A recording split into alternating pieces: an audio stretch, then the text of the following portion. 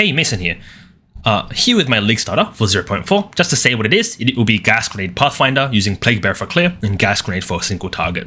So if you haven't seen my videos before, I'm generally a pretty budget build maker. The reason why is because I'm not really a big juicer. I don't really find the endgame loot for POE2 fun. So my general goal is take a character and a kit that I think is strong, push it to kill Uber Arbiter in a very easy fashion, basically more or less a one-shot. And I just go from there. Basically, either I want to keep playing the character, or I generally just re-roll. As soon as I can push the character, I do full completion of all my atlas, every single boss, Uber Arbiter and normal Arbiter, and then I just re-roll. That's generally how I do it. So, what will I be playing next league? Tomorrow in 6 hours. It will be Plague Bearer, Acid Concoction, Pathfinder, but the Acid Concoction part is deleted, right? So we'll be using Gas Grenade for single target. So in my previous league, you see that I played Plague Bearer, Acid Concoction, Pathfinder. Literally the best build I've played.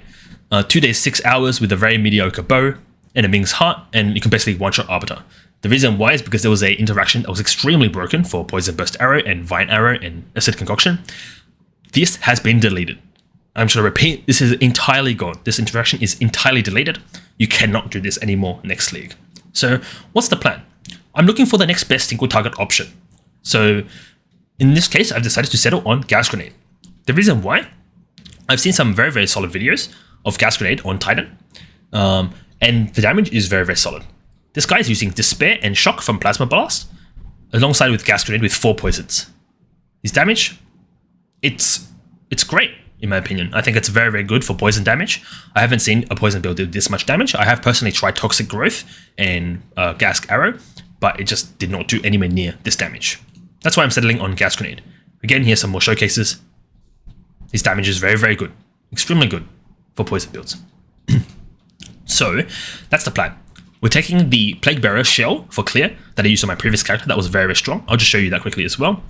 So this was a tier, it's 20 pit, full delirium, minus max rares, extremely, extremely juiced map in SSF, remember? SSF character.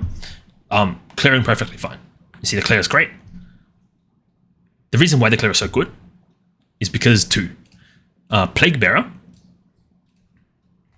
has a feature where it can self-propagate. Okay, first we'll start with Herald of Plague, right? Herald of Plague, when you kill a poisoned enemy, it spreads to another poisoned enemy. There's a note on the tree that makes it so that your poisons inflicted on non-poisoned targets are 60% increased. This is huge. 60% more poison. You spread your poison from one enemy to the next enemy, it will take 60% bigger poison, and then that enemy dies, it will get boosted by 60% again. That enemy dies, it will get boosted by 60% again. This is infinitely cycling until all the mobs are dead on your screen. So more or less, you have one good poison, you kill one mob, and again, you don't need a corpse because it's poison. It's not corpse explosion stuff. So you can do simulacrums very easily, and it will just proliferate itself and clear off the screen. That's what you're seeing in this setup right here. I Plague Bearer, I walk out Plague Bearer, the poisons just go off screen. See here? All the mobs are dying off screen. They're going down here. Abysses, they spawn, they just die at different times, the poisons just get spread everywhere. See, all of them are just dying. That's how the setup works fundamentally. That's the clear setup. The reason why I've decided to pick Plague Bearer is because it's very, very budget friendly. And the reason why is because it literally does not care what your weapon is.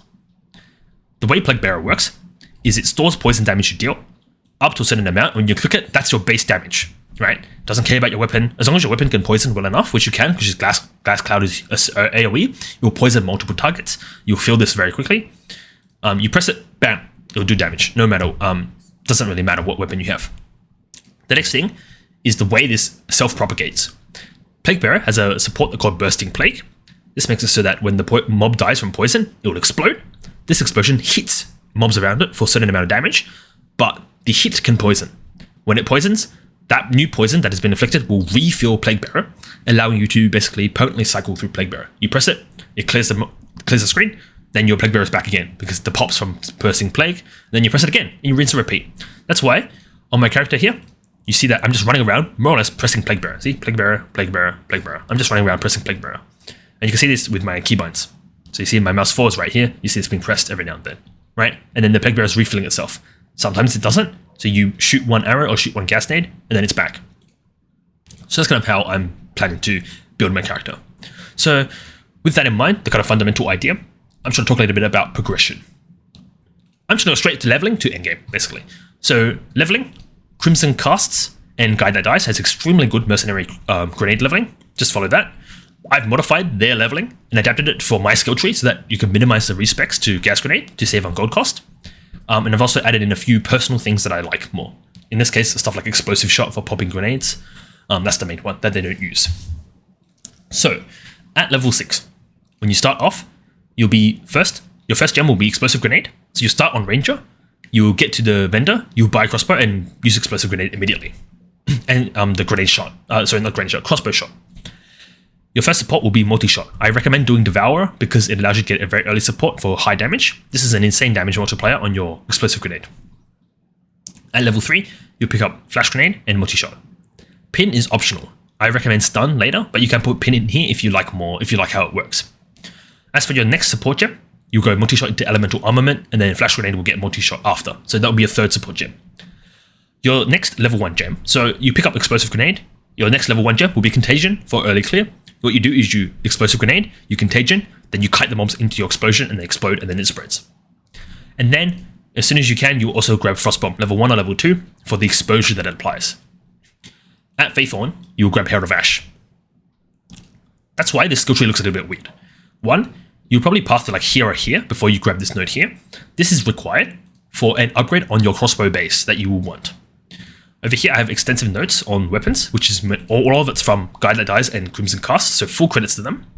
But in Red Veil, you want to click on Refined Arms or Rusted Arms for a level 4 crossbow. It's called Tense Crossbow. Use Transcend Augs on these, and then when you go back to the vendor, look for better ones. And then at level 11, so around the Mausoleum of Praetor, before you fight Lochler, you look for a Sturdy Crossbow. That's the next best base. And then at this point, you'll save for a level 16 crossbow base, which will start, I think, at the beginning of Act 2. So that's the idea. Your next set of leveling, the reason why you're grabbing strength and int here is because 1, you need strength for frostbomb. Sorry, int for frostbomb, and strength for the tense crossbow. The next one is when you hit level 14. At level 14, you'll be using a sturdy crossbow base, which you get at level 10 or 11. And then your skills, you add in gas grenade. Again, everything else is still the same here, no difference. But your gas grenade will have multi-shot 2, or 1 in this case, and elemental armament 1. And then your skill tree will look like this. We've respec'd these 2 points, the strength and the int over the strength and int here, and then we're grabbing another point of int so we can use higher level frostbomb, which will eventually level up once we get to Act 2, end of Act 2, like level 25 or so. Strength again, because you need it for crossbow, and grab some dex and path over here. At this point, you may or may not have this weapon swap point. You get this when you kill the snake lady in Keth in Act 2. If you're under-leveled and you don't have this, then just grab the next 2 points, which will be this and this. So in this case, your skill tree might look like this, and you'll probably grab like whatever. And then after that, you kill Keth Lady, you grab this 1 point here. Now, nothing else. Everything else is basically the same, right? So now I'm going to go to the next one, which is level 28. This will be around the end of Act 2, when you're killing the boss for Act 2. You will have a varnished crossbow. What's very important about leveling, that I didn't realize before, is that you actually want to save all your crossbows, your resources for varnished crossbow. So Red Veil, you go for blue crossbow, sturdy crossbow, keep it blue, take the flat lightning damage ruin from Renly, and then at level 16, you full invest all your currency into getting a good crossbow. This involves looking for a good base to start with, lightning damage, fire damage flat, fizz damage. You can use an essence if you have these, but you basically want to slam it until 3 prefixes. So you go Org, Regal, Exalt until you get 3 prefixes. Look for something good. If something is bad, don't invest into it, right? If you have low tier, like tier 9, don't invest. Tier 6, tier 7, good, invest, right? Give it a chance, gamble on it, and get a good crossbow, and that will carry you to the end of Act 2. Into Act 3, where you get to level 33, where you unlock Bombard Crossbow, which is the next best crossbow. And this will carry you all the way to the end game, where you will do the same process like for the Varnish Crossbow, until you get to Cannonade Crossbow, which is level 59. For gear, look for flat lightning on your rings or your gloves. You need this somewhere for shock, or on your weapon, right? If you don't have it on any of them, use Storm Ruins in your weapon, instead of Fizz damage one, for the lightning damage, so that you can actually shock. It's very, very important, 20% more damage. And for your boots, movement speed, and for the rest of your gear, just life rest, whatever, right? In terms of your supports, so at this level 28 stage, if you have an extra 3 socket, grab Conk Area, so Conk Effect from POE1, and then this will make it so that your Gas Grenade does more damage, and you grab this first because Gas Grenade has a shorter cooldown, so you actually use it more. It actually ends up being more of your damage than Explosive Grenade. And then after that, once you get to Act 3, you can pick up Immolate in your explosive grenade. And that's really it. And when you get stun, you can pick up stun for your flash grenade. That's what I will be doing. You can use pin as well if you want. First bomb you drop for oil grenade once you get to level 31, because first bomb has a limit on the highest level that you can apply exposure to. And once you get to level 31, oil grenade applies exposure. It's basically fire exposure. So it solves the exposure issue. And personally, I really liked explosive shot with the multi-shot and double barrel. You can use multi-shot 1, and you can use double barrel run to keep it cheap. Like if you don't use the higher level sports. But I really like this for popping my grenades in Act 2 leveling and onwards. Okay, the next set will be level 41. First, you have a bombard crossbow, again, following the information here.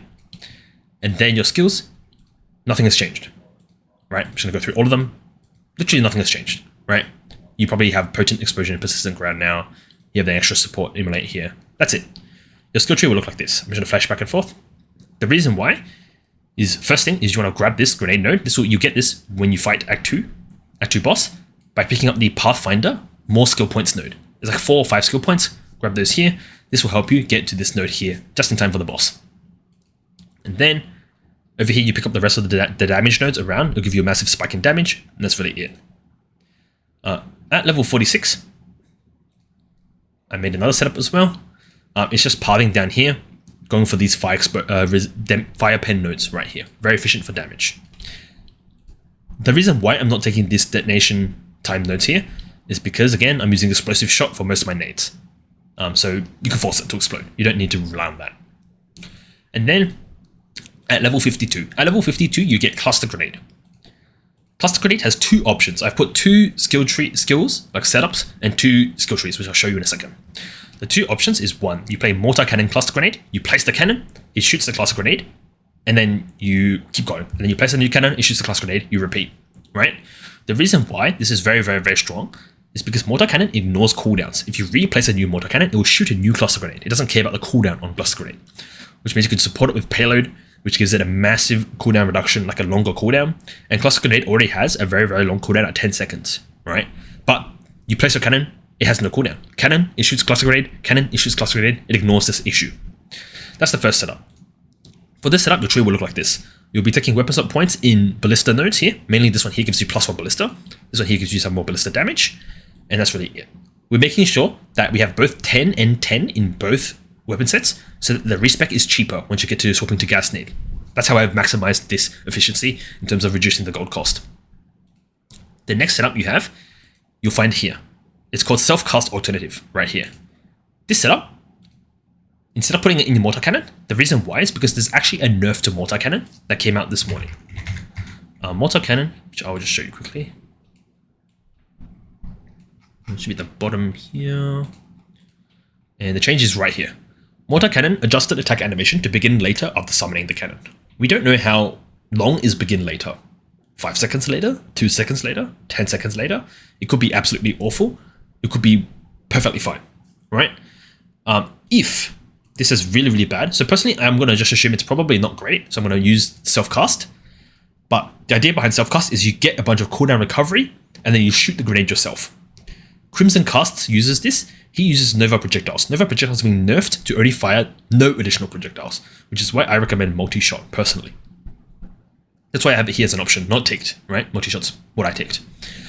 With that in mind, because you're using the grenade yourself, you're not using the cannon, which means that your skill tree, instead of taking the ballista nodes, you're taking cooldown recovery nodes for cooldown on cluster grenade. This one here, this one here, this one here, this one here, this one here, this one here, and this one here as well. With that in mind, you want to lock your weapon to both weapon sets. So in this case, you'll be like this. We're locking it to both weapon sets so that the cluster grenade will be set to weapon set 2 and it will use the skill tree nodes for weapon set 2, right? But your other skills will always use the skill tree, the weapon set 1 skill tree nodes. That's the idea behind the setup. I personally would be self-casting cluster grenade, but my leveling run practice used a mortar grenade and it was perfectly fine. However, we don't know much about those nerfs, right? We don't know how much they're nerfed. As for your weapon, you're looking for something with 150 to 200% Fizz DPS, and then you're looking to get lightning damage somewhere, either your gloves, your ring, or your weapon in the ruins. This will carry you all the way to endgame. You'll basically destroy all the bosses. There'll be no issues at all. That's my experience with it in leveling. Now, once you get to level 70, which will be in maps, you want to look for something with like 300 damage on the crossbow, 300 PDPS plus, so 50 DPS plus.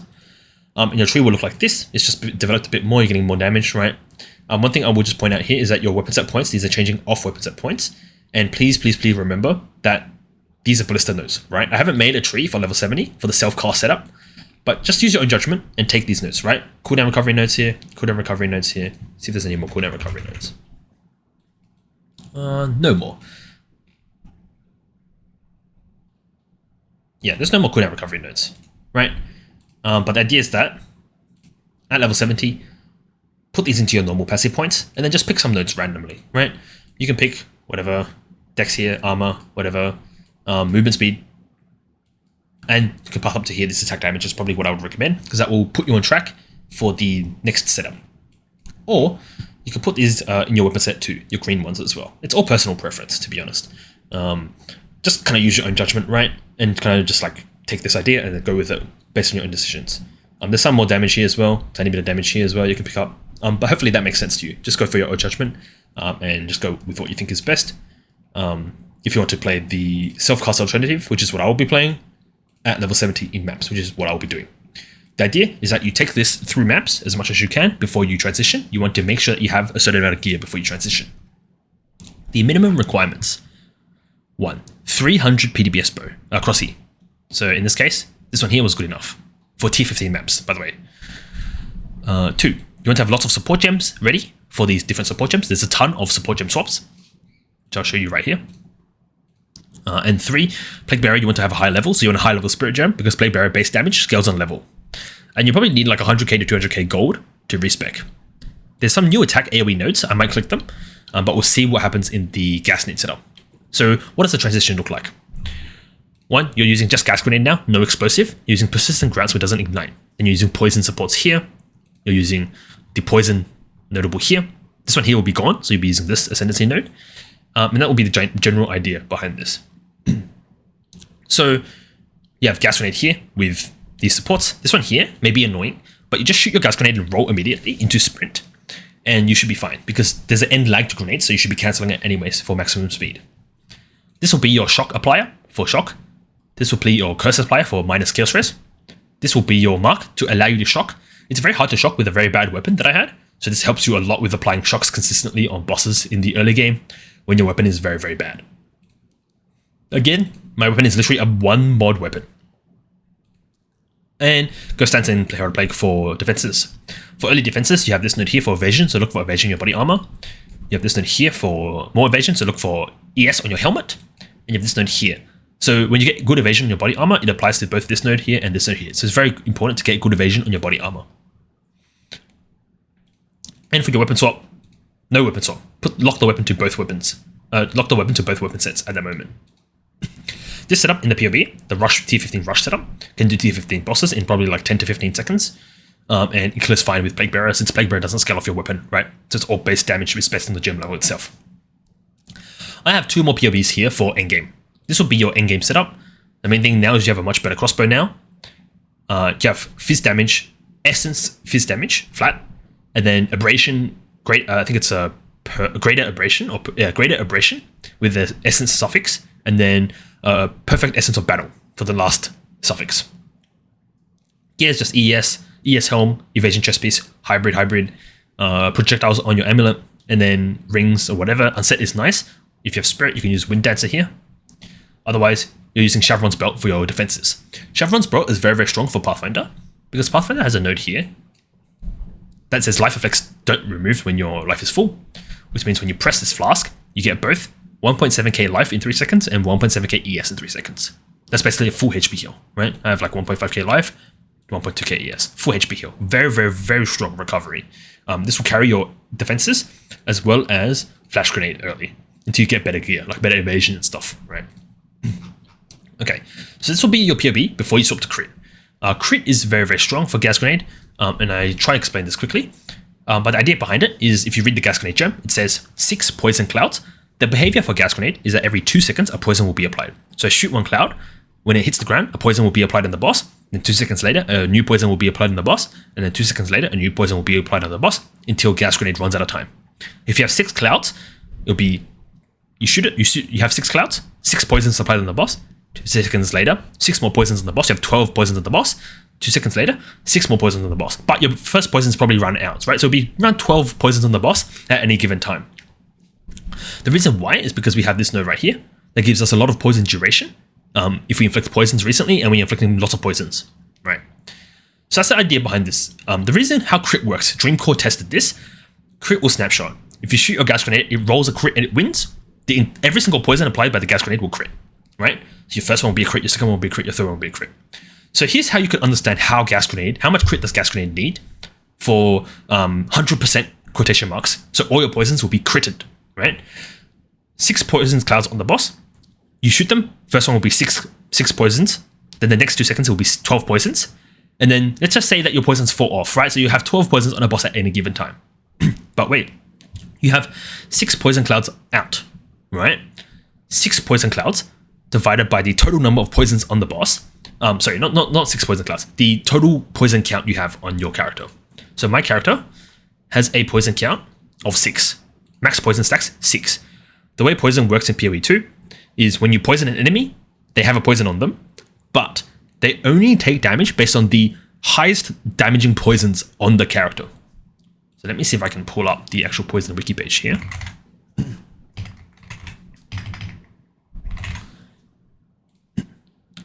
So it says, I don't actually think it specifies this, but fairly certain this is how it works after some testing that Dreamcore did and that I did as well.